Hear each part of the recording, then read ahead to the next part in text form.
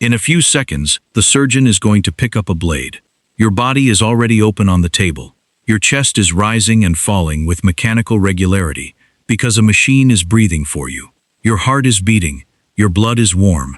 Every biological system that keeps you alive is functioning perfectly. And you are not there for any of it.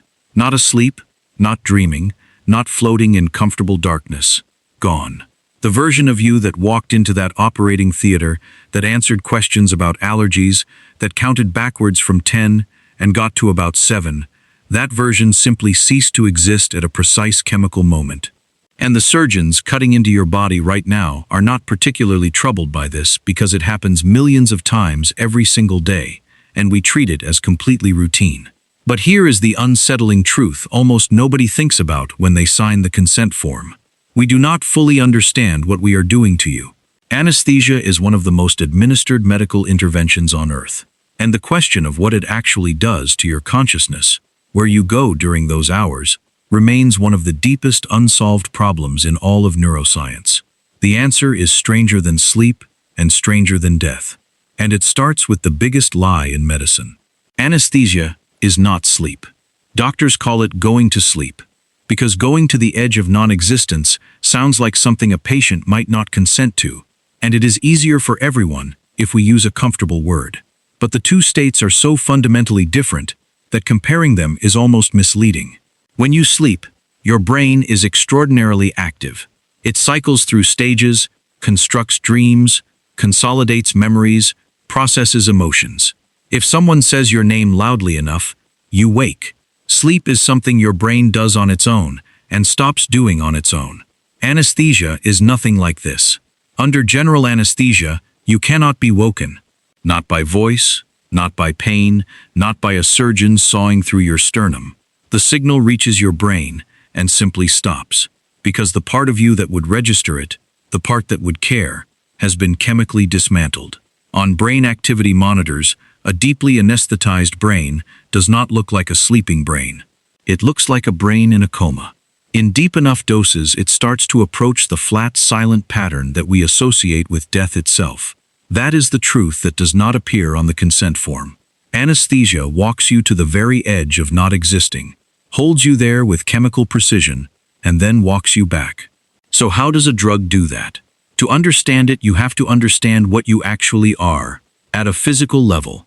Right now, your sense of being a single continuous person, seeing, hearing, thinking, feeling, all woven into one seamless moment of experience, is produced by billions of neurons talking to each other across your brain. Your visual cortex communicates with your memory. Your auditory regions communicate with your emotional centers. Your sense of time talks to your sense of self. This constant conversation across the entire network is what neuroscientists now believe consciousness actually is. Not a thing located somewhere, a process, a conversation. And here is what anesthetic drugs appear to do. They do not switch your neurons off. Your individual brain cells keep firing throughout the procedure. What the drugs do is sever the lines of communication between them. The visual cortex can no longer reach memory. The regions that should be sharing information fall silent to each other. Each area of the brain is left talking only to itself. The conversation that was you breaks apart into isolated fragments that can no longer combine into a whole. Researchers watching this on real-time brain imaging describe it as something like watching a city at night when all the telephone lines are cut simultaneously. The lights are still on in every building, but nobody can call anyone else. And the moment that network can no longer integrate its signals into a unified experience, consciousness does not fade out like a candle burning low. It blinks out like a switch being thrown.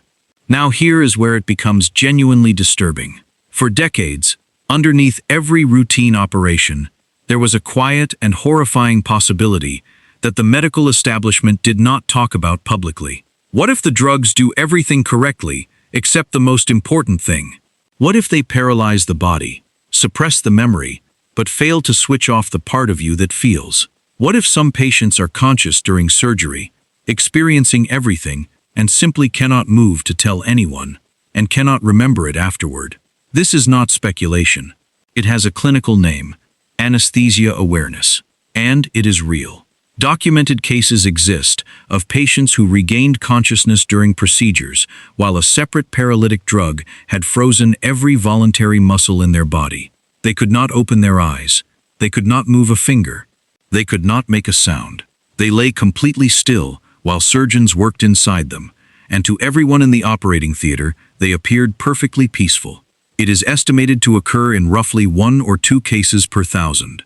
Modern monitoring technology has made it considerably rarer, but its existence reveals something that should change how you think about what anesthesia actually is. Consciousness, muscle paralysis, and memory suppression are 3 entirely separate systems. Anesthesia must disable all 3 simultaneously and correctly every single time. It is not one switch. It is a precise act of dismantling a person at a neurological level and reassembling them 4 hours later.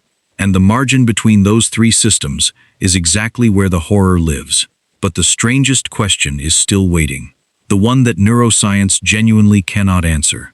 When the conversation in your brain goes silent, where do you go? Think carefully about what you actually experience under deep anesthesia. The answer is nothing, and not nothing in the way darkness is nothing, or floating in an empty void is nothing. Even darkness is an experience.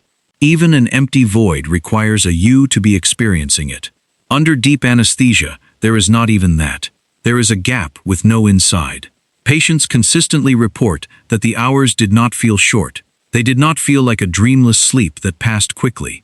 They did not feel like anything at all, because there was no them there to feel them. And if that description sounds familiar to you, it should, because it is word for word the description that people give when asked to describe the time before they were born. The same nothing. Not a different kind of nothing. The same one.